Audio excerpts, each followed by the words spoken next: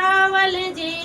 एको चावल छोड़बा कवन सिंह को दे हब नसबंदी जी। एको चावल कवन सिंह को दे हब नसबंदी जी।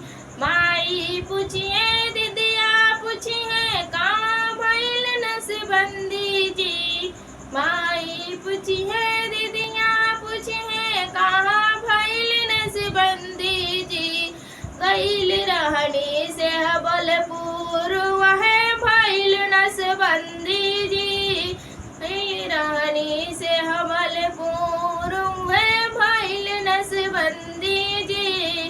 गोली गोली स्टील की थाली बासमती का चावल जी। गोली स्टील की थाली बासमती का चावल जी। एको चावल छोड़बा बसरू का दे हब नसबंदी जी।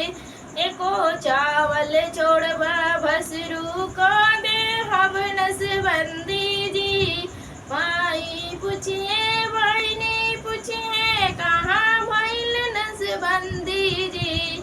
माई पूछिए बहनी पूछिए कहाँ भइल नसबंदी जी।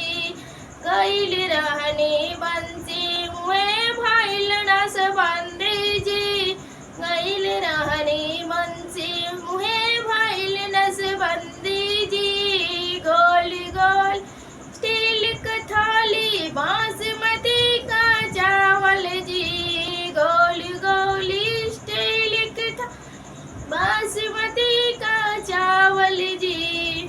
नमस्ते, प्रणाम।